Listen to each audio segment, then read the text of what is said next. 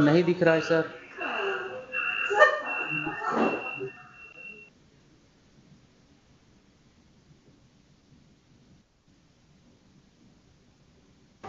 Sir NIC के VC system में नहीं दिख रहा है, बट जो लोग लिंक से जुड़े हैं उसमें दिख रहा है सर।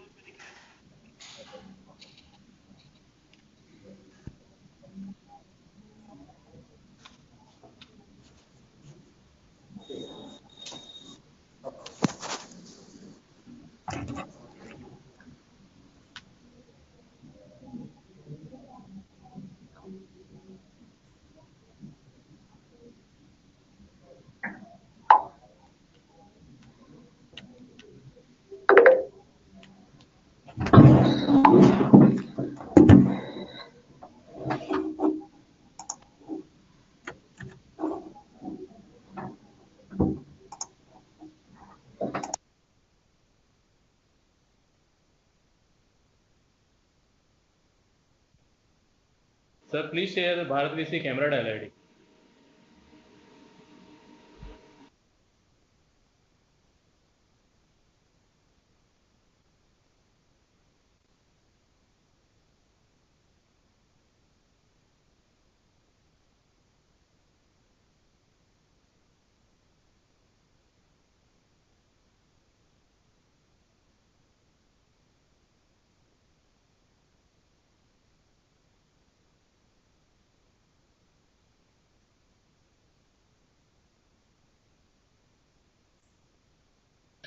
शीतल मैम, आप एक बार प्रेजेंटेशन लगाएंगे क्या please?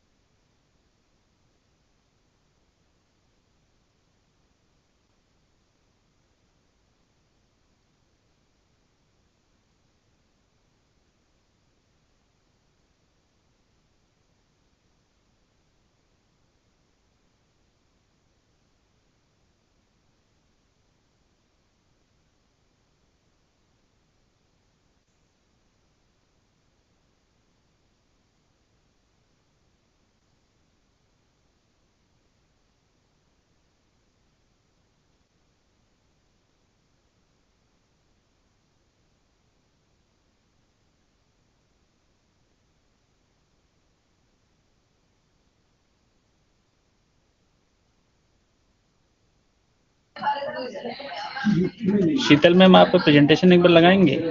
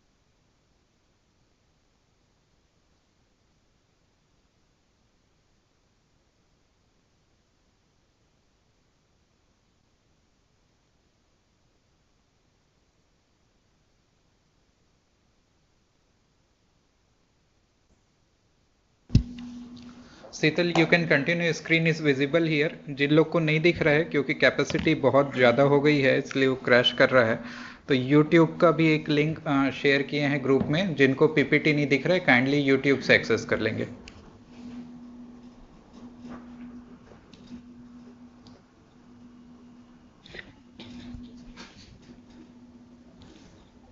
Okay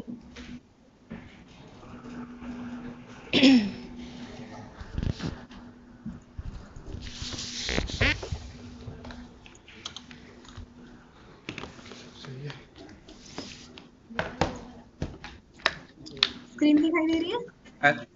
Yes, it is visible here and it is being broadcasted in YouTube. So जिनको यहाँ पे स्क्रीन नहीं दिख रहा है प्लीज वो YouTube से देख लेंगे, स्क्रीन दिख जाएगा। और क्वेश्चन डाउट्स के लिए आप वीसी में कनेक्ट रहेंगे तो उसमें पूछ लेंगे, and later on the same PPT हम सबको शेयर भी करेंगे ग्रुप में, तो नथिंग टू वरी।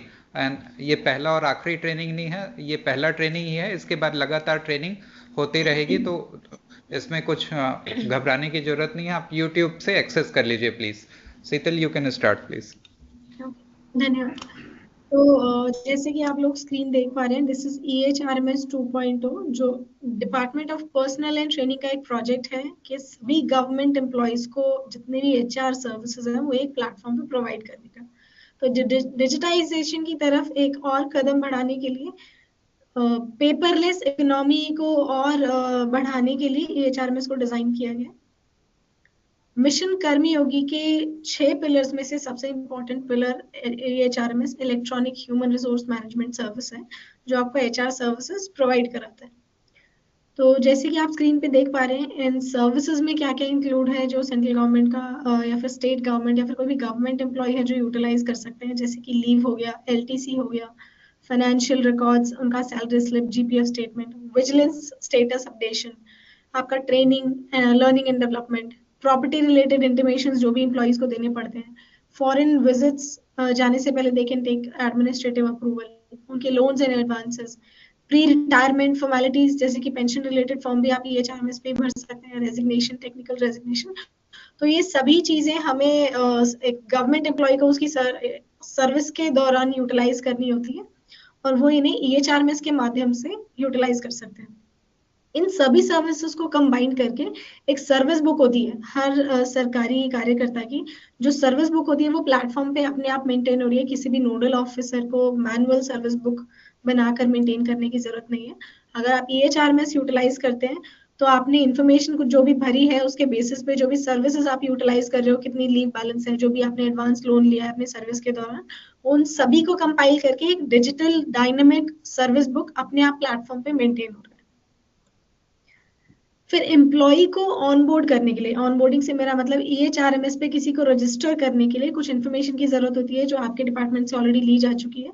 तो जो जानकारी के लिए मैं आपको बता दूं, ये 8 मैंडेटरी फील्ड्स हैं जिनके बेसिस पे एक एम्प्लॉय को प्लेटफॉर्म पे ऑनबोर्ड किया जाता है, जिसमें सबसे पहला है उनका नाम, फादर नेम, उनका date of birth, designation, ministry, department and organisation, और उस मिनिस्ट्री एक्सक्यूज मी शीतल जी थोड़ा सा प्लीज स्लो करेंगे, थोड़ा ज्यादा फास्ट हो रहा है। Yup, thank you. तो उस मिनिस्ट्री, डिपार्टमेंट एंड ऑफिस के जिस भी प्लेस ऑफ पोस्टिंग में वो बैठे हैं, उस प्लेस ऑफ पोस्टिंग का नाम, जो करंट प्लेस ऑफ पोस्टिंग या फिर जो आपको दिखाई देगा करंट नोडल ऑफिसर वाइज में नजर आएगा। और उसके बाद जो सबसे ज्यादा इंपॉर्टेंट चीज है वो है आपका गवर्नमेंट रजिस्टर्ड ईमेल आईडी। तो आपका गवर्नमेंट रजिस्टर्ड ईमेल आईडी आपका होना चाहिए और वो परिचय में व्हाइट लिस्टेड होना चाहिए। फिर आपका आधार लिंक, मोबाइल नंबर। तो जो भी एम्प्लॉय ऑनबोर्ड आ रहे हैं उनके लिए ये भी जरूरी है कि जो मोबाइल नंबर वो प्रोवाइड कर रहे हैं वो आधार लिंक मोबाइल नंबर होना चाहिए और वो उन्हीं का होना चाहिए, क्योंकि प्रोफाइल में आपके EHRMS के पोर्टल पे आप जब लॉग इन करेंगे या फिर कहीं आपको E-साइन करना है, तो अगर आपका आधार पे नाम सेम नहीं है तो वो आपको प्रॉब्लम क्रिएट कर सकता है। मैं रिक्वेस्ट करूंगी, शायद किसी का माइक अनम्यूट है, आप म्यूट कर लेंगे।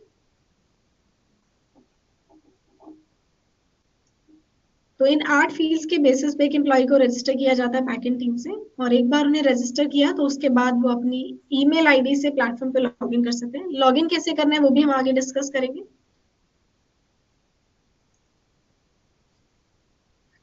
फिर है रोल्स आपके पास कि EHRMS पे कौन कौन से रोल्स अवेलेबल हैं। तो सबसे पहले है एम्प्लॉय, जिनके लिए पूरा प्लेटफॉर्म डिजाइन किया गया।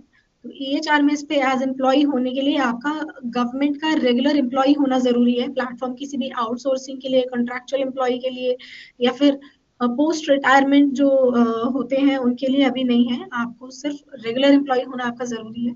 अब एम्प्लॉय जो भी सर्विसेज है उन्हें यूटिलाइज कर पाए उसके लिए बाकी रोल्स हमने क्रिएट किए हैं, जिसमें सबसे पहले है नोडल ऑफिसर। तो नोडल ऑफिसर का क्या काम है, वो प्रोफाइल मान लीजिए एज एम्प्लॉय आपने अपना डेट ऑफ बर्थ या फिर job related detail, service detail, अपने फैमिली रिलेटेड डिटेल सब करेक्ट एंटर किए हैं या नहीं, आपका लीव बैलेंस कितना है, कौन सी लीव के लिए आप एलिजिबल हैं, वो सब मैनेजमेंट आपके नोडल ऑफिसर की रिस्पॉन्सिबिलिटी है। आपने जो भी इंफॉर्मेशन फीड की है वो करेक्ट है या नहीं, उसके सोल रिपोजिटरी है नोडल ऑफिसर। फिर तीसरा है क्रिएट वर्कफ्लो। वर्कफ्लो क्रिएट करते हैं नोडल ऑफिसर। प्लेटफॉर्म पे अभी 3 टाइप के सर्विसेज हैं। एक टाइप के सर्विसेज जिनके लिए आपको कोई वर्कफ्लो नहीं करना है, आपने लॉगिन किया, अपनी सर्विस अपडेट की, जैसे मान लीजिए मैंने आईएएस सर्विस अपडेट की सर्विस डिटेल में, तो आईएएस सर्विस के कैडर कंट्रोलिंग अथॉरिटी से मैं मैप हो जाऊंगी, मैं उन्हें नजर आऊंगी। इसी तरीके से मिनिस्ट्री, डिपार्टमेंट एंड ऑफिस, और उसके बाद प्लेस ऑफ पोस्टिंग चुनेंगे तो प्लेस ऑफ पोस्टिंग की नोडल ऑफिसर से आप ऑटोमेटिकली मैप हो जाएंगे। जो तीसरे टाइप के सर्विसेज है रीइंबर्समेंट्स, क्लेम, पासपोर्ट रिलेटेड रिक्वेस्ट, उनके लिए हमने आपके नोडल ऑफिसर को राइट दिया है, वो उसके लिए वर्क फ्लो क्रिएट कर सकते हैं। तो जैसे मान लीजिए एक क्लेम है या फिर रीइंबर्समेंट है, मेडिकल रीइंबर्समेंट, तो आपके नोडल ऑफिसर के पास ये राइट है कि आपके डिपार्टमेंट में जो एडॉप्टेड प्रोसीजर है, जो एडॉप्टेड चैनल है, उसके अकॉर्डिंग वर्क फ्लो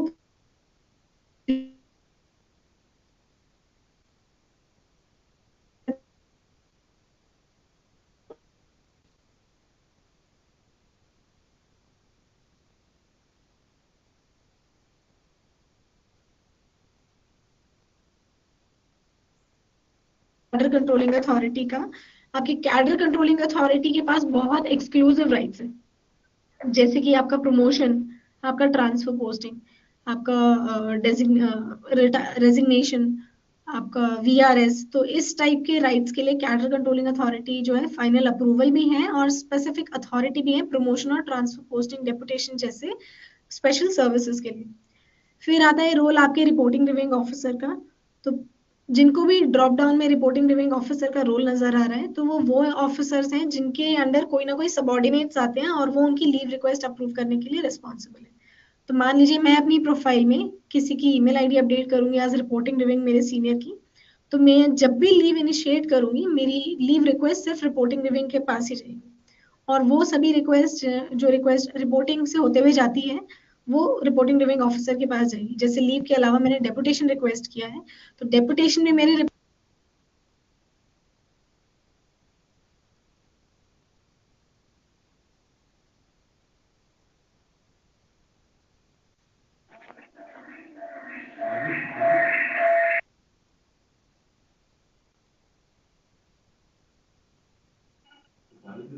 कुछ भी नहीं आ पा रहा है मैडम, ऑडियो भी ना वीडियो।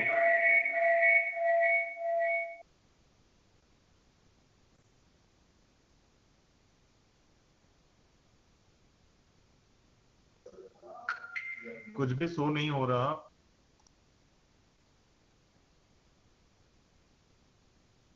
तो नहीं हो रहा।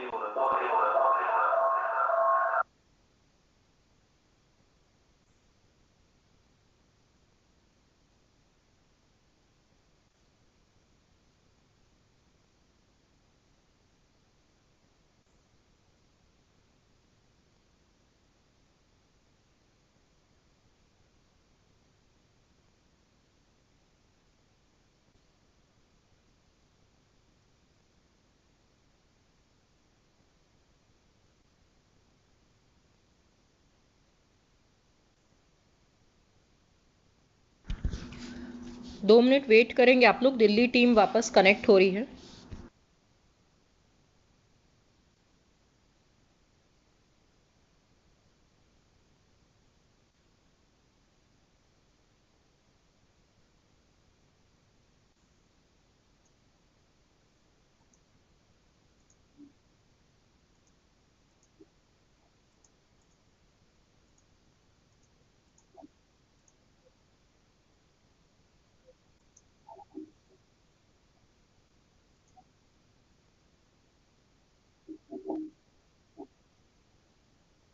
मेरी आवाज सुन पा रहे हैं?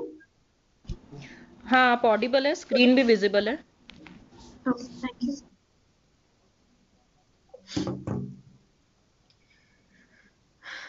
तो जो भी टूर अथॉरिटी है, जब भी आपके डिपार्टमेंट से आप किसी स्टेट विजिट पे जा रहे हैं ऑफिस के काम से, या फिर किसी भी किसी वेरिफिकेशन के लिए, ऑडिट के लिए कहीं भी जा रहे हैं, तो एक टूर के नाम से एक मॉड्यूल है, एक सर्विस है।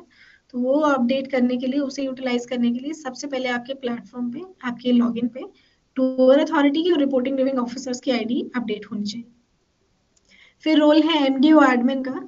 तो अगर आपके यहाँ मल्टीपल प्लेसेस ऑफ पोस्टिंग है, जैसे मान लीजिए आपके यहाँ 18 ऑफिसेज हैं और 18 ऑफिसेज में ट्रांसफर होता रहता है आपस में, तो उस ट्रांसफर के केस में जब जब नोडल ऑफिसर का ट्रांसफर है हो रहा है, आपको बार बार बैकएंड टीम को रिक्वेस्ट करने की जरूरत नहीं है। आपके एमडीओ एडमिन वो नोडल ऑफिसर मैनेजमेंट प्लेटफॉर्म पे इजीली कर सकते हैं, उनके पास ये राइट है।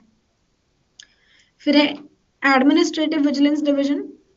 विजिलेंस स्टेटस अपडेशन 2 लेवल पे हो रहा है। एक नोडल ऑफिसर अपने प्लेस ऑफ पोस्टिंग के एम्प्लॉइज का स्टेटस अपडेट कर सकते हैं, और जो एवीडी है वो अपने पर्टिकुलर सर्विस के लोगों का विजिलेंस स्टेटस अपडेट कर सकते हैं। फिर ये है प्री डिफाइंड वर्कफ्लोज। कुछ वर्कफ्लोज ऑलरेडी प्लेटफॉर्म पे इनबिल्ट है, जो जनरल प्रोसीजर होता है उन सर्विसेज के लिए, वो ऑलरेडी इनबिल्ट है वर्कफ्लो, जैसे कि आपका लीव और टूर हो गया। वो सिर्फ आपको ईमेल आईडीज अपडेट करने हैं, जिनकी ईमेल आईडीज आप अपडेट करेंगे वो रिक्वेस्ट उन्हीं के पास जाएगी, बट ईमेल आईडीज अपडेट करने के बाद आपके नोडल ऑफिसर उसको वैलिडेट करेंगे। फिर जितने भी रिक्वेस्टेड हैं, private foreign visit, deputation, transfer posting, resignation, VRS, in request के लिए प्लेटफॉर्म पे वर्कफ्लो ऑलरेडी इनबिल्ट है। आपने रिक्वेस्ट इनिशिएट की, तो अगर पे लेवल 11 से कम के एम्प्लॉय रिक्वेस्ट इनिशिएट कर रहे हैं तो वो फाइनल अप्रूवल के लिए नोडल ऑफिसर के पास जाएंगे। अगर पे लेवल 11 और 11 से अबव के एम्प्लॉयज हैं तो वो कैडर कंट्रोलिंग अथॉरिटी के पास जाएगी रिक्वेस्ट फाइनल अप्रूवल के लिए। इसके अलावा जितनी भी सर्विसेज हैं, जैसे आपका जीपीएफ, एलटीसी, रीइंबर्समेंट्स, क्लेम्स, या फिर passport related request, NOC for higher studies, इन सभी के लिए आपके नोडल ऑफिसर हायरार्की डिजाइन कर सकते हैं, और उनके पास राइट है वो 20 लेवल्स तक का वर्कफ्लो क्रिएट कर सकते हैं, मतलब उसमें 20 तक लोग हो सकते हैं, बट हम सजेस्ट करते हैं कि आप 3-4 लेवल तक बना सकते हैं। उन 3-4 लेवल में भी आप रोल्स को बाइफरकेट कर सकते हैं। तो ये एग्जिस्टिंग फ्लो है अभी रिक्वेस्ट का, जैसे जिसमें सबसे पहले हम डिस्कस करेंगे लीव। किसी भी एम्प्लॉय ने लीव रिक्वेस्ट अगर इनिशिएट की है तो आपके एम्प्लॉय के बाद रिपोर्टिंग ऑफिसर के पास जाएगा और फिर रिव्यूइंग ऑफिसर के पास। तो अगर ये जनरल लीव है तो reporting reviewing will be the final approval authority. अगर आपकी रिपोर्टिंग ही अप्रूव कर देंगे तो रिव्यूइंग को नजर आएगी बट वो अप्रूव नहीं कर पाएंगे। लेकिन 2 लेवल अप्रूवल अथॉरिटी है, तो आपकी रिपोर्टिंग उसे फॉरवर्ड कर देंगे रिव्यूइंग के पास और देन रिव्यूइंग उसको अप्रूव कर सकते हैं। बट अगर कोई स्पेशल टाइप की लीव है, जैसे कि आपके पैटर्निटी लीव हो गई, मैटरनिटी लीव हो गई, चाइल्ड केयर लीव हो गई, आपके स्टेशन लीव हो गई, एक्स्ट्रा ऑर्डिनरी लीव हो गई, लीव नॉट ड्यू हो गई, तो इन केसेस में आपकी लीव एक 3rd लेवल अप्रूवल के लिए जाएगी, जो होंगे आपके नोडल ऑफिसर। फिर आपकी टूर अप्रूवल, टूर रिक्वेस्ट, आपकी रिक्वेस्ट इनिशिएट होने के बाद रिपोर्टिंग रिव्यूइंग से होते हुए फाइनल अप्रूवल के लिए जाएगी आपके टूर अप्रूवल अथॉरिटी के पास। फिर नेक्स्ट है डेपुटेशन। प्लेटफॉर्म पे आपकी प्रोफाइल में सबमिट फीडेड इंफॉर्मेशन के बेसिस पे जो भी रिक्वेस्ट जो भी डेपुटेशन आप इनिशिएट कर रहे हैं वो सबसे पहले रिपोर्टिंग रिव्यूइंग के पास जाएगी, रिपोर्टिंग रिव्यूइंग से होते हुए नोडल ऑफिसर के पास, फिर कैडर कंट्रोलिंग अथॉरिटी के पास फॉरवर्ड करेंगे आपके नोडल ऑफिसर, और cadre controlling authority cadre clearance देने के बाद ऑटोमेटिकली डेपुटेशन पब्लिशिंग अथॉरिटी को भेज देंगे। Same is the case with private foreign visit. आपकी प्राइवेट फॉरेन विजिट नोडल के पास जाएगी अपडेशन के लिए, और इसके बाद जो बची हुई सर्विसेज हैं वो आपके पे लेवल के बेसिस पे नोडल और for final approval cadre controlling authority के पास जाएंगे, और बाकी के लिए आपके नोडल ऑफिसर हायरार्की डिजाइन कर सकते हैं जितने भी रीइंबर्समेंट्स और क्लेम है। फिर ये कुछ डैशबोर्ड्स हैं हमारे पास नोडल ऑफिसर के कैसे वो वर्कफ्लो क्रिएट कर सकते हैं, हम आगे डिटेल में भी डिस्कस करेंगे। तो अभी एट प्रेजेंट जो भी मॉड्यूल्स हैं, जो भी इम्प्लीमेंटेशन प्रोसेस है EHRMS का, it is absolutely free of cost. किसी भी डिपार्टमेंट को कोई एक्सपेंसेस बेयर करने की जरूरत नहीं है। अभी जो स्क्रीन पर आप देख रहे हैं इंटीग्रेशन, तो क्योंकि आइडिया है रिक्रूटमेंट से लेकर रिटायरमेंट तक को प्रोसेस कराना, तो जितनी भी सर्विसेज होती है आपकी रिक्रूटमेंट से रिटायरमेंट, वो पूरा प्लेटफॉर्म प्रोवाइड कराने के लिए EHRMS को कुछ गवर्नमेंट प्लेटफॉर्म के साथ इंटीग्रेट किया गया है, जिसमें सबसे पहले है स्पैरो पोर्टल। तो अगर आपकी जो APRs है वो स्पैरो पे मैनेज हो रही है, तो उसके जो भी फाइनल स्टेटस है उसको आप EHRMS पे भी व्यू कर सकते हैं with the help of single sign on facility. The only condition is कि सेम क्रेडेंशियल आपके स्पैरो पर हो, सेम क्रेडेंशियल आपके EHRMS पर हो, और उसी के बाद आप सिंगल साइन ऑन फैसिलिटी के थ्रू EHRMS पे वो स्टेटस APR का देख पाएंगे, आपके नोडल ऑफिसर देख पाएंगे और आपके कैडर कंट्रोलिंग अथॉरिटी देख पाएंगे।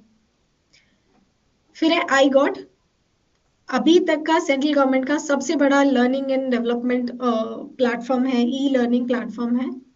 उसके लिए EHRMS को iGOT से भी इंटीग्रेट किया गया है।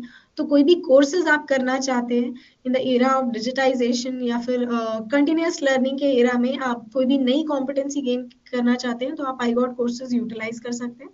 वो डायरेक्टली EHRMS पे आपके ऑन बोर्ड होने से आपको iGOT भी यूटिलाइज कर पाएंगे, और जो भी कॉम्पिटेंसी आप गेन करेंगे, अगर वो सर्टिफिकेट कोर्स है तो आपके ट्रेनिंग सेक्शन में ऑटोमेटिकली ऐड हो जाएगा, आपको मैनुअल एंट्री करने की जरूरत नहीं है। फिर भविष्य प्लेटफॉर्म है, तो हमें रिटायरमेंट से पहले जो भी पेंशन फॉर्म भरे जाते हैं वो अराउंड 10 से 12 के अराउंड फॉर्म भरे जाते हैं, जिसमें आपको कुछ इन्फॉर्मेशन मल्टीपल टाइम्स एंटर करनी पड़ती है। बट EHRMS पे पेंशन फॉर्म को कंपाइल करके एक सिंगल फॉर्म बनाया गया है। उस एक फॉर्म को आप भरेंगे, उसमें जो काफी सारे फील्ड्स हैं वो आपके प्रोफाइल सेक्शन से ऑटो पॉपुलेट हो जाते हैं। जो बचे हुए फील्ड्स हैं वो आप एंटर करके आप सबमिट करेंगे, आपके नोडल ऑफिसर उसकी वेरिफिकेशन करेंगे और वो वहीं से ऑटोमेटिकली भविष्य पे मूव कर जाएगा। तो आपको अलग से भविष्य प्लेटफॉर्म पर पेंशन के लिए लॉगिन करने की जरूरत नहीं है। तो आप पूरा पेंशन फॉर्म सिर्फ EHRMS पे ही भरेंगे with the help of single form which is known as 6 है। फिर है PFMS, तो PFMS से इंटीग्रेशन अभी चल रहा है प्लेटफॉर्म का। इतना इंटीग्रेशन हो गया है कि आप अपना सैलरी स्लिप देख सकते हैं, GPF स्टेटमेंट देख सकते हैं। एक बार 100% इंटीग्रेशन हुआ तो जो भी अमाउंट आपका किसी भी रीइंबर्समेंट और क्लेम के लिए सैंक्शन होगा वो ऑटोमेटिकली आपकी सैलरी में क्रेडिट हो जाएगा। फिर प्रॉपर्टी पोर्टल से इंटीग्रेशन है, तो अगर प्रॉपर्टी पे कोई भी आपका विजिलेंस स्टेटस अपडेटेड है तो वो आपको अपडेट करने की जरूरत नहीं है, वो ऑटोमेटिकली प्रॉपर्टी से फेच होकर आपका प्लेटफॉर्म पे ऐड हो जाएगा। फिर एक कस्टमाइजेशन, तो मान लीजिए जब आप अपना प्रोफाइल कंप्लीट कर रहे हैं उसमें अगर आपको लगता है आपका डेजिग्नेशन नहीं नजर आ रहा, आपकी सर्विस नजर नहीं आ रही, कोई पर्टिकुलर लोकेशन या क्वालिफिकेशन आपको नजर नहीं आ रही जो आप होल्ड कर रहे हैं, तो वो उसके लिए आपको सिंपल एक टिकट रेज करना है।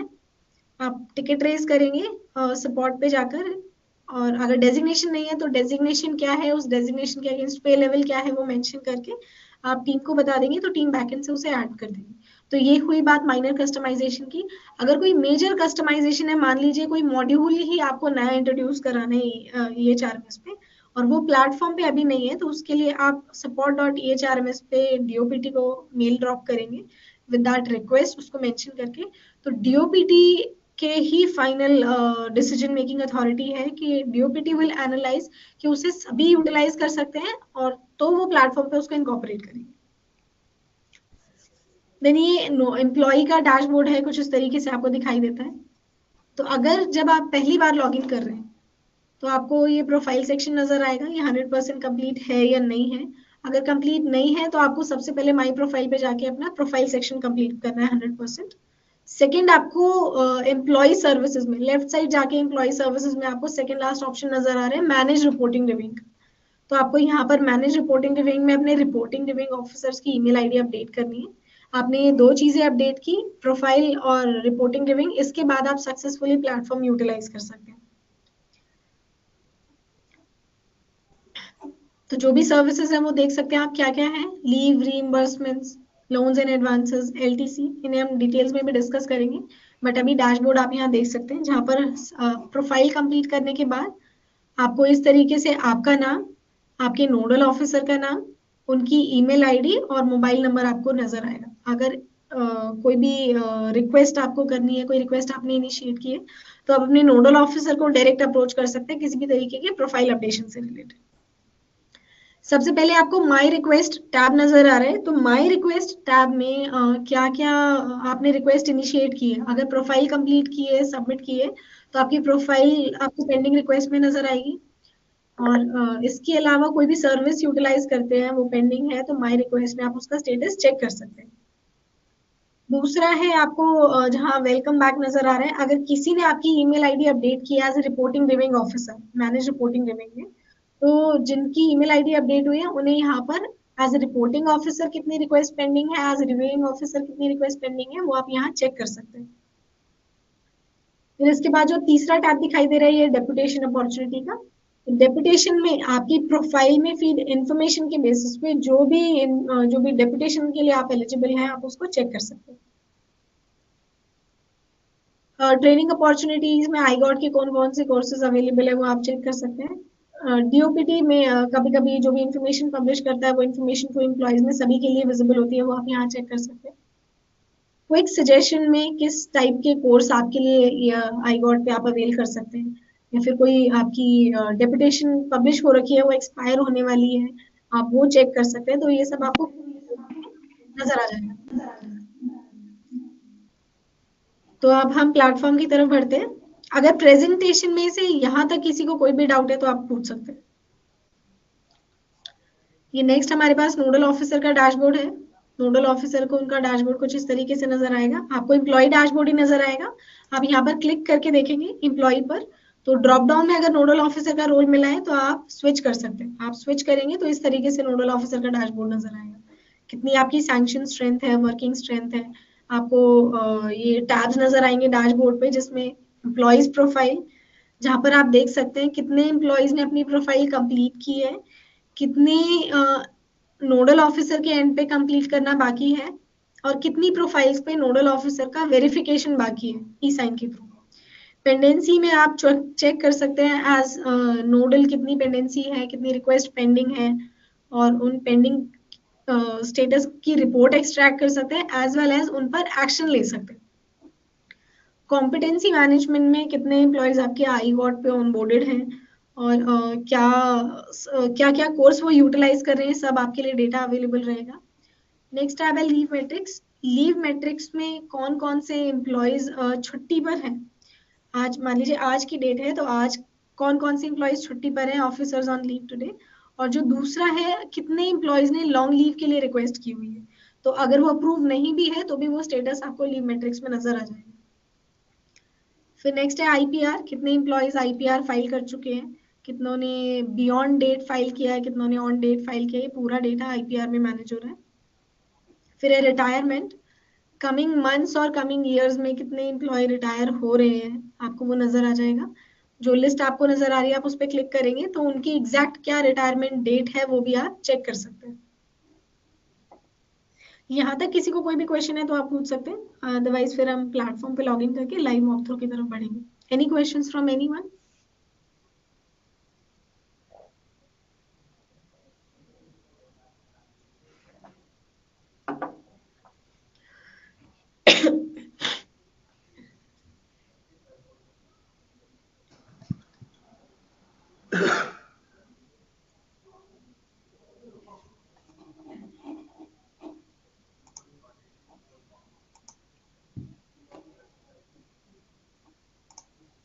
कोई क्वेश्चन है किसी का?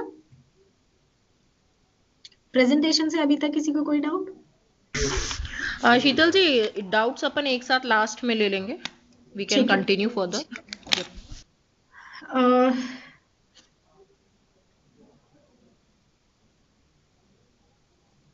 तो क्योंकि हमारे 2 सेशंस हैं, एक 3:30 भी है, तो जान सकते हो ये सेशन में अगर किस टाइप की स्ट्रेंथ बैठी हुई है, मुझे नोडल ऑफिसर रोल से कंटिन्यू करना है या फिर employ role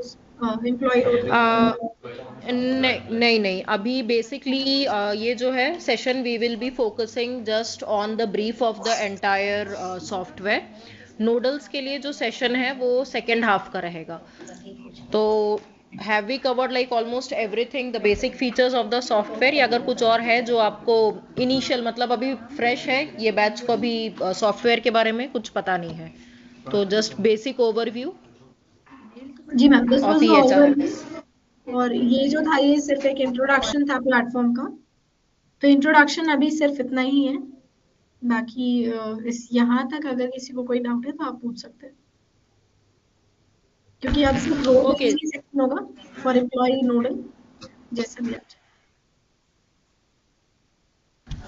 I think we have like covered everything for the basic session. Can we take the questions then, शीतल जी?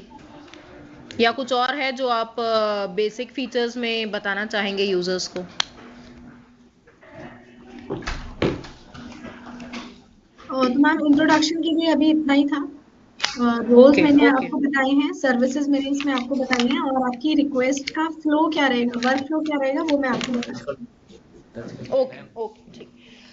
जितने भी लोग अटेंड कर रहे हैं ट्रेनिंग, अगर डाउट्स है तो अब आप लोग अपने डाउट्स पूछ सकते हैं।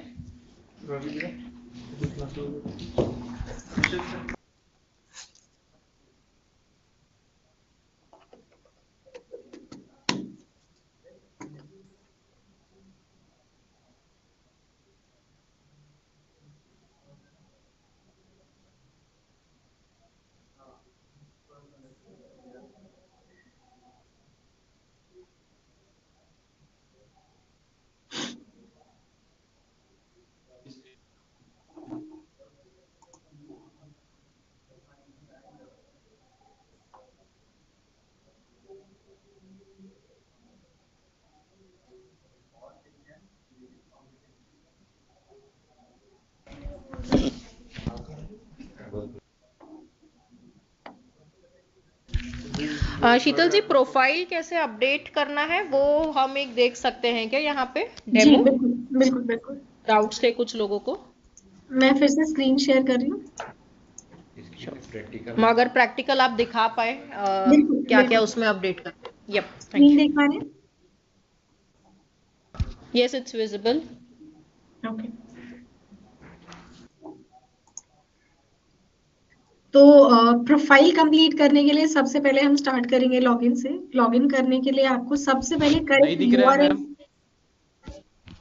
स्क्रीन नहीं शो हो रहा है। किसी को भी स्क्रीन नहीं दिखाई दे रहा है?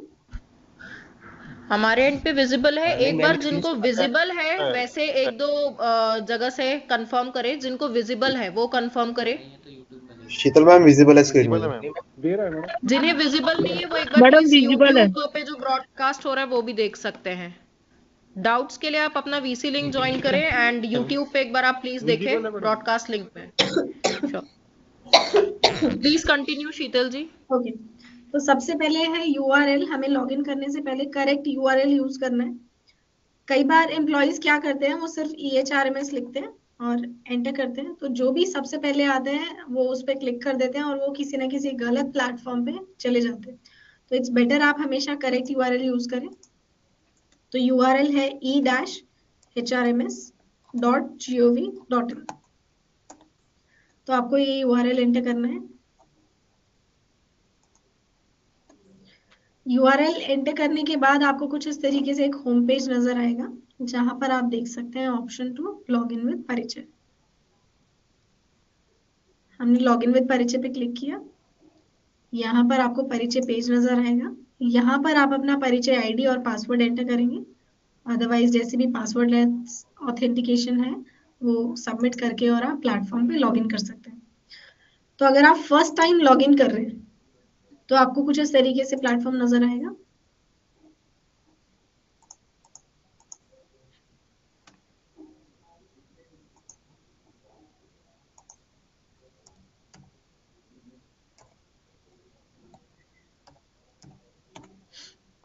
मैम आईडी जनरेट कहाँ से करना है? और सर आपका डेटा जो है बैकएंड टीम रिसीव करेगी। आपके जो हेडक्वार्टर है वो डेटा आपका एक टेम्पलेट हमने शेयर किया, उस टेम्पलेट में वो डेटा हमारे साथ शेयर करेंगे और बैकएंड टीम आपको रजिस्टर कर देगी। अदरवाइज आपके नोडल ऑफिसर के पास भी ये राइट होता है, आपके नोडल ऑफिसर भी आपको प्लेटफॉर्म पे रजिस्टर कर सकते हैं। Okay, thank you ma'am. तो जैसे मैंने डैशबोर्ड अभी शो किया था, एम्प्लॉय डैशबोर्ड कुछ इस तरीके से नजर आएगा, बट आपको उसके बाद यहाँ चेक करना है आपका प्रोफाइल स्टेटस 100% कंप्लीटेड है या नहीं। अगर कंप्लीटेड नहीं है तो ये डैशबोर्ड आपको नजर आएगा। अभी ये ट्रेनिंग साइट से इसलिए यहाँ पर आपको डैशबोर्ड नजर नहीं आ रहे हैं। तो आपको करना क्या है, आपको लॉगिन करके टॉप राइट कॉर्नर पे जाना है और माई प्रोफाइल पे क्लिक करना है।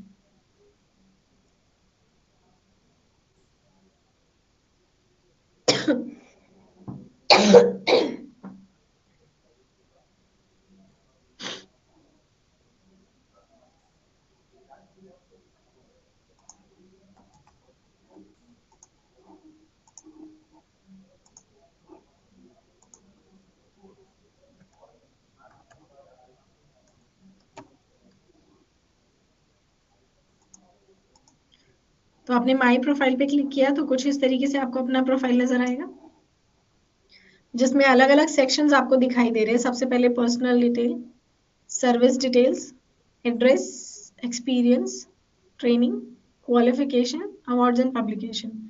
और ये सातों सेक्शन में मैम ये पूरे इनके ऑफिस का जी ये पूरे ऑफिस का एक आईडी रहेगा या हर एम्प्लॉय का अलग नहीं अलग सर, आईडी हर रहेगा? एम्प्लॉय का अपना इंडिविजुअल यूजर आईडी और पासवर्ड होगा, जो आपको ई ऑफिस का या फिर एनआईसी से जो भी पासवर्ड आईडी मिला है वो वाला। तो ये हमको नोडल ऑफिसर से मिलेगा यूआरएल अपना आईडी सेम पासवर्ड। रहेगा जो e-hrms है, हाँ हाँ e-hrms.gov.in। ये यूआरएल सबके लिए सेम हाँ रहेगा, बट उसके बाद परिचय पेज पे सेम जो रहेगा लॉगिन हाँ। करना है वो आईडी सबके इंडिविजुअल अलग अलग होंगे। रजिस्टर हम खुद भी कर सकते हैं या नोडल ऑफिसर के थ्रू ही करवाना है? अगर आईडी आपका क्रिएटेड है तो रजिस्टर कराने की 3 प्रोसेस है। एक तो आप एक्सेल टेम्पलेट जो हम शेयर करते हैं उसमें वो 8 फील्ड्स, हाँ ये 8 फील्ड्स हमें भेज दीजिए एक्सेल टेम्पलेट में। तो अगर तो कौन सा फील्ड से करूँ? 500 हाँ 600 एक हाँ ऐसा, ये हमने कर दिया है। बिल्कुल। ये कौन से ईमेल जब आईडी आप पे भेजना है आपको? सर support.ehrms के नाम से एक आईडी है, आप उस पे भेज सकते हैं। आपके हाँ हेडक्वार्टर ठीक है उसका already they are already taking care of it. But अगर सिर्फ एक या दो हाँ एम्प्लॉय को ऑनबोर्ड करना है तो उसके लिए हम ये प्रोसेस सजेस्ट नहीं करते, क्योंकि ये बहुत लेंदी है। ये उस केस में अगर आपको 2000 एम्प्लॉय 500 600 बल्क में एम्प्लॉयज ऑनबोर्ड कराने तो। अदरवाइज आपके पास जो दूसरा एक बार ऑप्शन है, हमारे यहाँ हाँ सर मैं रिक्वेस्ट करना चाहूंगा, अगर आप ऑनबोर्डिंग एंड इम्प्लीमेंटेशन से पहले अगर आप शैलाब सर के साथ भी एक बार टच में रहेंगे तो आपको वो भी एक थोरो डिस्कशन इसके बारे में बता देंगे। नहीं तो ओके इंडिविजुअली सर। सभी डिपार्टमेंट से डॉक्यूमेंट्स आते रहेंगे EHRMS डिपार्टमेंट। हाँ सर हाँ वो हाँ प्रोफाइल अपडेट करना बता रहे हैं, उसके बीच कोई और नहीं।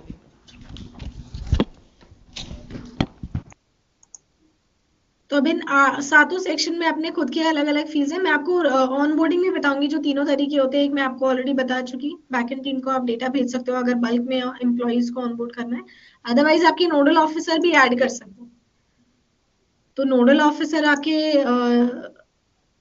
एम्प्लॉय डायरेक्टरी पे उनके पास यहाँ ऐड एम्प्लॉय करके ऑप्शन होता है। उन्हें बस ये 6 फील्ड 6 इंफॉर्मेशन देनी है और वो सेव कर देंगे। तो उसके बाद वो एम्प्लॉय अपना ईमेल आईडी और पासवर्ड से लॉगिन कर सकते हैं और अपना प्रोफाइल कंप्लीट कर सकते हैं। जो तीसरा ऑप्शन है वो आपको सभी को नजर आता है लॉगिन करने से पहले, क्लिक हियर फॉर ऑनबोर्ड। अगर आप रजिस्टर्ड नहीं है तो वो आपको दिखाता है प्लेटफॉर्म पे रजिस्टर्ड नहीं है परिचय क्रेडेंशियल एंटर करने के बाद। और अगर आप फिर भी रजिस्टर करना चाहते हैं तो क्लिक हियर। वो क्लिक हियर करेंगे तो वही 8 इन्फॉर्मेशन आपको एंटर करनी है और आपकी रिक्वेस्ट नोडल ऑफिसर के पास जाएगी। तो अगर वो अप्रूव करते हैं तो आप फिर प्रोफाइल लॉगिन करके कंप्लीट कर सकते हैं। तो जब आप लॉगिन करेंगे आपको माई प्रोफाइल सेक्शन कुछ इस तरीके से नजर आएगा, जिसमें सबसे पहले है पर्सनल डिटेल। तो क्यों ये प्रोफाइल सेक्शन इतना बल्कि आप देख सकते हैं इसमें बहुत सारे फील्ड्स हैं, जैसे जेंडर, कैटेगरी, नाम, आपका salutation, father's name, mother's name, marital status. क्योंकि प्रोफाइल सेक्शन के इन फील्ड्स के बेसिस पे आपके सर्विसेज इंटरलिंक्ड है। एग्जाम्पल के तौर पे अगर आप यहाँ मेल फीमेल को सिलेक्ट कर रहे हैं, अगर फीमेल सिलेक्ट कर रहे हैं तो मैटरनिटी लीव आपके लिए विजिबल होगी, मेल सिलेक्ट कर रहे हैं तो पैटर्निटी लीव आपके लिए विजिबल होगी।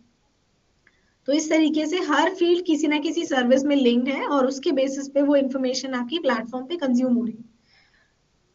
तो क्या क्या इन्फॉर्मेशन आपको फीड करनी है? Name of spouse, birth state, birth district, state of permanent residence, differently abled. तो जैसे कि हम जानते हैं कि गवर्नमेंट एम्प्लॉय को 8 CL मिलती है, कैजुअल लीव मिलती है, बट अगर वो डिफरेंटली एबल्ड है, किसी कैटेगरी से बिलोंग करते हैं इनमें से, तो उन्हें 4 extra casual leave as special casual leave उनके अकाउंट में क्रेडिट हो जाती है। तो द मोमेंट आप यहाँ डिफरेंटली एबल्ड में कुछ सिलेक्ट करेंगे तो ऑटोमेटिकली 4 एक्स्ट्रा कैजुअल लीव आपके अकाउंट में ट्रांसफर हो जाएगी। पैन नंबर, आपका identification mark, blood group, mother tongue, religion, height, language is non, and the most important add family members. तो जो भी आपके डिपेंडेंट फैमिली मेंबर है आप उन्हें ऐड कर सकते हैं प्लेटफॉर्म पे। आपके सामने एक टेम्पलेट खुल जाएगा,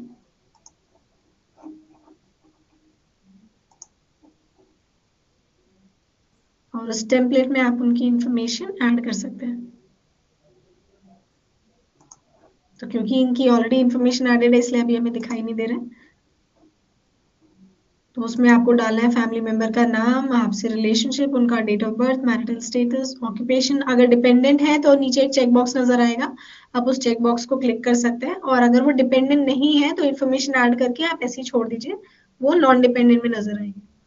तो जो भी डिपेंडेंट फैमिली मेंबर्स आप ऐड करेंगे तो at the time of requesting medical reimbursement या फिर चाइल्ड एजुकेशन अलाउंस, वो ड्रॉप डाउन में आपके माइनर बच्चों का नाम या फिर डिपेंडेंट फैमिली मेंबर्स को दिखाएगा कि किसके लिए आप मेडिकल रीइंबर्समेंट क्लेम करना चाहते हैं या फिर कौन से बच्चे के लिए चाइल्ड एजुकेशन अलाउंस रिक्वेस्ट करना चाहते हैं। तो एक सेक्शन आपका कंप्लीट हुआ, उसके बाद आपको सेव एज ड्राफ्ट पे क्लिक करना है, आप ऑटोमेटिकली नेक्स्ट सेक्शन पे मूव कर जाएंगे। तो अब सर्विस डिटेल में एज एम्प्लॉय आपको क्या क्या एंटर करना है। ये एम्प्लॉय कोड सिस्टम जनरेटेड है, ये आपको अपडेट नहीं करना है। फिर आपको अपडेट करना है सर्विस, जिस भी सर्विस से आप बिलोंग करते हैं, आईएएस, आईपीएस, सीएसएस, सीएसएस, या फिर किसी ऑटोनॉमस बॉडी में है, या फिर कोई सर्विस आपको दिखाई नहीं दे रही है तो आपको एक नॉमिनेशन लेटर अपने कॉम्पिटेंट अथॉरिटी से भिजवाना है, वो सर्विस बैकएंड टीम ऐड कर देगी। फिर आपको बैच नजर आ रहा है क्योंकि आईएएस सर्विस की आईएएस ऑफिसर की प्रोफाइल है, आपको अपडेट करना है। Ministry, department and office, current nodal officer wise means place of posting, पे मैट्रिक्स लेवल, जो भी पे लेवल है आपका, बेसिक पे, पे इवेंट जो भी लास्ट अपडेटेड है, और पे इफेक्टिव डेट। तो अगर ये फील्ड्स की जानकारी आपको है, आपका पे इवेंट क्या है, पे इफेक्टिव डेट क्या है, तो आप अपडेट कर दीजिए। अगर आप अपडेट नहीं करते तो आप कुछ भी रैंडम इन्फॉर्मेशन डालिए, जब ये आपके नोडल ऑफिसर के पास जाएगी वो सर्विस बुक से क्रॉस चेक करके उसको करेक्ट कर देगी। तो इसमें कुछ और एडिशनल इन्फॉर्मेशन है जो सिर्फ नोडल ऑफिसर को नजर आती है, जैसे date of entry in present service, date of entry in government service, date of confirmation whether confirmed और not, select list, batch, home town. तो ये एडिशनल कुछ फील्ड्स हैं जो सिर्फ नोडल ऑफिसर को नजर आते हैं। फिर आपको अपडेट करना है एड्रेस, आपका प्रेजेंट और परमानेंट एड्रेस, एक्सपीरियंस। तो जिस डेट से आपकी एंट्री हुई है गवर्नमेंट डिपार्टमेंट में, उस डेट से लेकर टिल डेट तक का एक्सपीरियंस आप इसमें ऐड कर सकते हैं। क्योंकि ये आपकी पूरी सर्विस बुक है तो आपकी सर्विस बुक में कैप्चर होना है कि किस किस टाइम पीरियड पे आपने किस डेजिग्नेशन पे और किस प्लेस ऑफ पोस्टिंग पे किस मिनिस्ट्री में आपने सर्व किया। फिर नेक्स्ट है आपका ट्रेनिंग, आपने कोई इन सर्विस ट्रेनिंग अवेल की है, कोई फाउंडेशन ट्रेनिंग, कोई मैंडेटरी ट्रेनिंग आपने अवेल की है, तो उसका डिटेल्स आप यहाँ ऐड कर सकते हैं। और अगर EHRMS पे आने के बाद कोई IGOT कोर्सेज आप कंज्यूम कर रहे हैं तो वो ऑटोमेटिकली आपके ट्रेनिंग सेक्शन में ऐड हो जाएगा। जैसे इन्होंने स्ट्रेस मैनेजमेंट का कोई कोर्स किया है तो ये ऑटोमेटिकली ऐड हो गया, आप यहाँ से सर्टिफिकेट डाउनलोड कर सकते हैं। इन्होंने stay safe in cyber space का कोर्स किया हुआ है, वो ऑटोमेटिकली ऐड हो गया। तो ये एंट्रीज आपको मैनुअली नहीं करनी, ये आप कोर्स कंज्यूम करते जाएंगे, आपके डैशबोर्ड पे ऐड होता जाएगा। अदरवाइज इसके अलावा जो भी कोर्सेज आप कर रहे हैं आप उन्हें मैनुअली एंटर कर सकते हैं। फिर क्वालिफिकेशंस, जो भी क्वालिफिकेशन है आपके पास, आप ऐड पे क्लिक करके अपना qualification, division, year of passing और university, institute and board add करके सेव कर देंगे। इन फ्यूचर कुछ भी आपको एडिट करना है, डिलीट करना है, तो वो ऑप्शन आपके पास है, आप इसे यूज कर सकते हैं। लास्ट अवार्ड्स एंड पब्लिकेशन, जो भी अवार्ड्स पब्लिकेशन कोई भी मिला है आपको या फिर कोई बुक आपकी पब्लिश हुई है उसका इंफॉर्मेशन यहाँ आप सेव करके और लास्ट में सबमिट कर देंगे। तो आपकी प्रोफाइल आपके नोडल ऑफिसर को रिफ्लेक्ट करेगी। अब कौन सी नोडल ऑफिसर को रिफ्लेक्ट करेगी, तो आपने यहाँ जो मिनिस्ट्री ऑफिस चुना है उस मिनिस्ट्री में मान लीजिए यहाँ पर अभी हमने DOPT चुना हुआ है, DOPT के बाद मुझे इस ड्रॉप डाउन में वही ऑफिस दिखाई देंगे जो DOPT से बिलोंग करते हैं। उसमें मैं जिस भी प्लेस ऑफ पोस्टिंग या फिर करंट नोडल ऑफिसर वाइज चुनूंगी तो मैं वहीं के नोडल ऑफिसर से मैप हो जाऊंगी। तो लास्ट सबमिट करने के बाद यही के पर्सनल एंड ट्रेनिंग के नोडल ऑफिसर को मेरी प्रोफाइल नजर आएगी एज रिक्वेस्ट। वो ई साइन के थ्रू मेरी प्रोफाइल को वेरीफाई करेंगे और ये अप्रूव हो जाएंगे। तो एक बार आपने कंप्लीट की प्रोफाइल 100%, उसके बाद आपको इस तरीके से अपनी प्रोफाइल नजर आएगी जो हमने अभी डैशबोर्ड आपको दिखाया इस तरीके से, आपका नाम और आपके नोडल ऑफिसर का नाम और मोबाइल नंबर। तो ये था प्रोफाइल कंप्लीशन के बारे में, कैसे आप अपनी प्रोफाइल कंप्लीट कर सकते हैं। और अगर कोई भी करेक्शन फिर से जरूरत है तो आप लॉग इन करके फिर से वो माइनर करेक्शन कर सकते हैं। बट जब जब आप प्रोफाइल में कुछ भी अपडेट करेंगे, कोई करेक्शन करेंगे, तो आपके नोडल ऑफिसर को उसके लिए प्रॉम्प्ट जाएगा, एक रिक्वेस्ट जनरेट होगी कि this has been rectify in the profile, और आप इसे वेरीफाई करिए कि जो भी करेक्शन उन्होंने की ठीक है।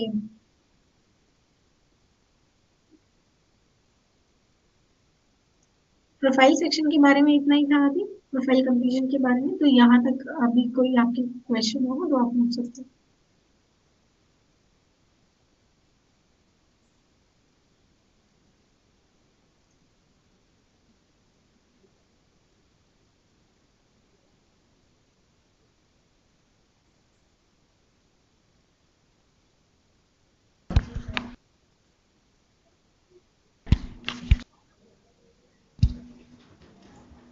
नहीं चाहिए, केबल लग ठीक है।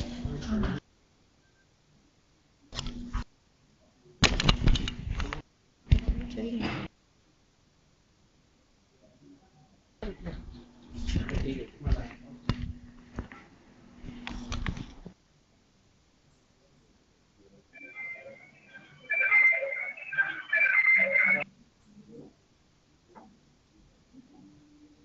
शीतल मैम, चैट बॉक्स में क्वेश्चंस आ रहे हैं, उसमें किसी ने क्वेश्चन पूछा हुआ लॉगिन कैसे करना प्रोफाइल अपडेट करने के लिए।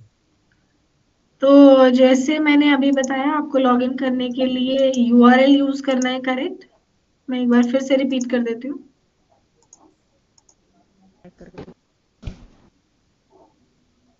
स्क्रीन देख पा रहे हैं आप सभी? शीतल मैडम आवाज आ रही है अभी? जी सर, आवाज आ रही है।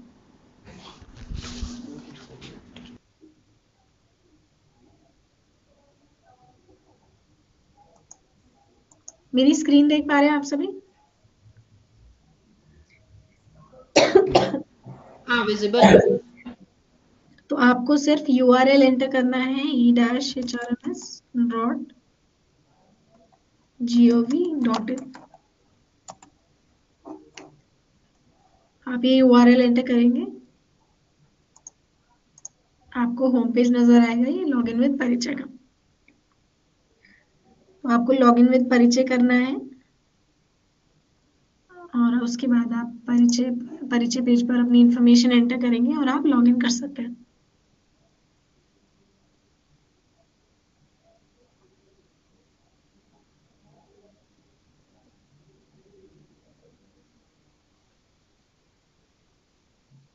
लॉगिन पासवर्ड कहाँ से मिलेगा मैम? हेडक्वार्टर से किसी ने ज्वाइन किया है तो आप सर का क्वेश्चन एक बार अगर सुन पा रहे हैं तो आपके यहाँ परिचय के अच्छा। यूजर क्रेडेंशियल्स अपडेट होने चाहिए। हाँ, लॉगिन आईडी पासवर्ड के लिए पहले आप ऑनबोर्ड होंगे, उसके बाद जो आप ईमेल आईडी बनाएंगे ना, तो जो ईमेल आईडी का आपका पासवर्ड रहेगा उसी पासवर्ड से आप इसमें भी एंट्री कर पाएंगे।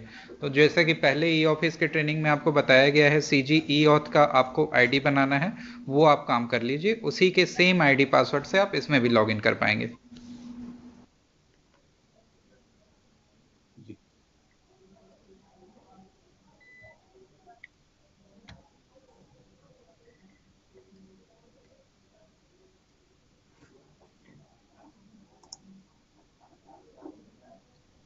Any other question? अगर किसी और को और क्वेश्चंस या क्वेरीज? नमस्कार सर, सर मैं बालोद से बोल रहा हूँ। इससे रिलेटेड एक क्वेश्चन था सर, ये ईमेल आईडी से। अगर किसी और को और क्वेश्चंस या क्वेरीज? हाँ बताइए। बालोद से बोल रहा हूँ, इससे रिलेटेड एक क्वेश्चन था सर, ये ईमेल आईडी से। अगर किसी और को और क्वेश्चंस जी हाँ मुझे बताइए। जुड़े ना तो मैं जुड़े क्वेश्चन था सर, ये ईमेल आईडी से। सर आप दो जैसे जगह ये से जो कनेक्टेड ईमेल है, आईडी हम वॉइस लोग इको बना हो रहे रहा है हैं आपका। सीजी ई ऑथ वाला, अभी क्या है कि जो डिप्टी कलेक्टर्स हैं और कलेक्टर साहब है, उन सबकी पहले से ही ईमेल आईडी है, पर्सनल ईमेल आईडी। तो सर हम वो पर्सनल ईमेल आईडी वो वाला यूज़ कर ले या फिर उनकी भी सीजी ई ऑथ वाली आईडी बना दे सर?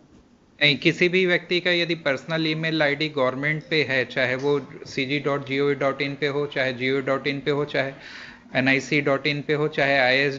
पे हो, या और भी बहुत से डोमेन हो सकते हैं, तो किसी का भी गवर्नमेंट आईडी है पहले से पर्सनल नेम बेस्ड, तो आपको दोबारा उनका नहीं बनाना है, दोबारा नहीं बनाना है, एक ही बार बनाना है। ओके। हेलो हेलो सर, जैसे कि पहले से ही cg.gov.in में हमने आईडी के लिए अप्लाई कर रखा है, वो पेंडिंग बता रहा है, तो क्या उसका वेट करें कि हम सीजी या से अप्लाई कर सकते हैं? यदि वो अप्रूव नहीं हुआ है तो आप अप्लाई करके बनवा भी सकते हैं, लेकिन एक बार आप मेरे को आपका जो एप्लीकेशन रिसिप्ट होगा ना वो भेज दीजिएगा, चेक करवा लेंगे उसमें बना है कि नहीं। Okay sir.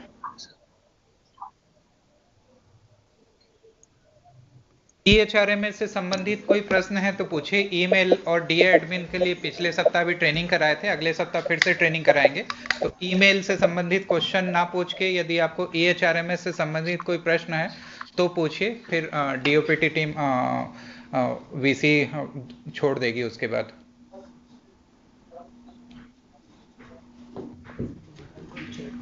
सर मोहला से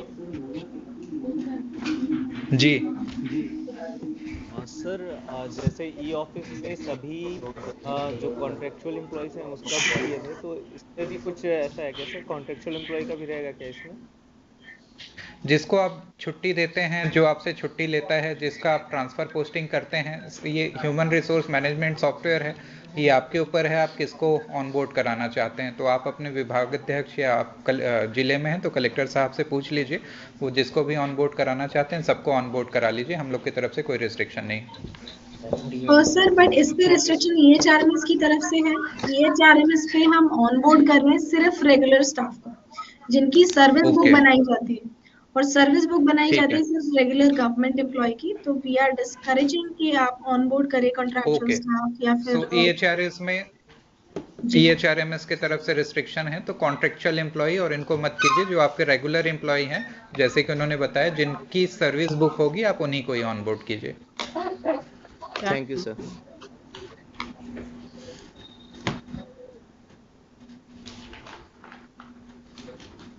मेल नहीं मिला था ना, मेल अगर और Onboarding किसी के के कोई pro- क्वेश्चन है ऑनबोर्डिंग का प्रोसेस मैं आपको एक बार फिर से रिपीट कर दे रहा हूँ कि DOPT से ऑनबोर्डिंग होगी, लेकिन आप जो डायरेक्टली सभी विभाग, इतने सारे कार्यालय हैं, वो DOPT से कम्युनिकेट नहीं कर पाएगा। तो चीफ सेक्रेटरी सर की तरफ से एक लेटर इशू हुआ है जिसमें आपका 3 फॉर्मेट दिए हुए हैं कि एक विभाग के अंदर कितने डिपार्टमेंट्स हैं, क्योंकि उसको जो DOPT का टैब है उसमें हमको फिट करना पड़ेगा। जैसे कि शीतल मैडम ने पहले दिखा रही थी कि डिपार्टमेंट है, उसके नीचे आप CSS सेलेक्ट करते हैं या IS सेलेक्ट करते हैं, तो वो टैब में सबसे पहले हमको डालना पड़ेगा, तभी आपका डिपार्टमेंट विजिबल होगा। तो CS सर का जो लेटर है उसमें ट्रांसपोर्ट डिपार्टमेंट का एग्जांपल है कि ट्रांसपोर्ट डिपार्टमेंट के अंदर कौन कौन से ऑफिसेस हैं। उसी तरीके से हर डिपार्टमेंट का पहले वो लिस्टिंग बना लीजिए ताकि टैब में एंट्री हो जाए।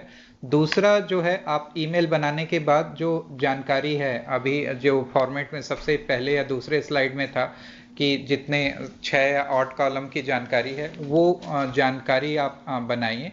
और उसके अलावा आपका डिपार्टमेंट का नाम है, जैसे कि आप फूड में है तो डिस्ट्रिक्ट फूड ऑफिस है, या डायरेक्टरेट फूड है, या मार्केट है, या नान है, उसका नाम लिखते हुए सारे कर्मचारियों की उतनी जानकारी आप हमको जो CS सर के लेटर में फॉर्मेट है उसमें लेटर में साइन करके, प्लस एक्सेल सीट दोनों जो डेप्यूटी सेक्रेटरी -gad@cg.gov.in ID है उसमें आप मेल कर देंगे। Then will coordinate with DOPT for onboarding those people. तो आप अपने डिपार्टमेंट के सारे एम्प्लॉय का डेटा एक साथ हमको भेज दीजिए। यदि आप कुछ छूट जाते हैं तो उसके लिए, जैसे दूसरा ऑनबोर्डिंग का प्रोसेस शीतल मैडम ने बताया था कि आप खुद से भी ऑनबोर्ड कर सकते हैं। तो कोशिश कीजिए कि अधिकतर मतलब आपके डिपार्टमेंट के 90% से ज़्यादा लोगों को डेटा आप हमको दे दीजिए, जिसको हम ऑनबोर्डिंग करा देंगे। फिर जो 10% लोग छूटेंगे या जिनकी ट्रांसफ़र पोस्टिंग होगी, न्यू ज्वाइनिंग होगी, उनको आप बाद में ऑनबोर्डिंग करा लेंगे।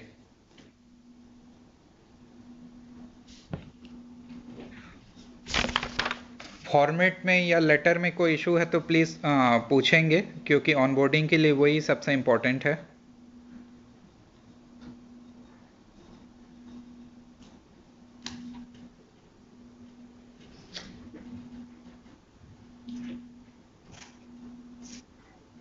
सर ऑफिस को लिस्टिंग करने के लिए ई कोर्स में ऑलरेडी ऑफिस लिस्ट हो रखी है, वो यूज करें तो और ऑफिसों को उसमें ऐड करने की जरूरत नहीं पड़ेगी सर, वो वीडियो कोड के साथ हम ले सकते हैं।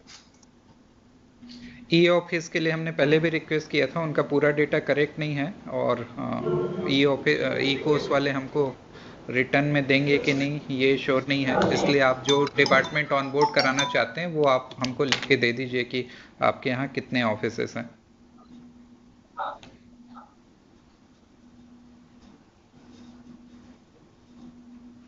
हेलो हेलो सर, आवाज आ रही है? Yes, you Audible. Sericulture sir, sericulture से बोल रहा था सर। ईमेल आईडी क्रिएशन के समय सर मैंने अपलोड किया था। ईमेल आईडी के क्वेश्चंस आप बाद में पूछ लेंगे, अभी EHRMS का पूछ लीजिए। Email ID D admin we keep separate session.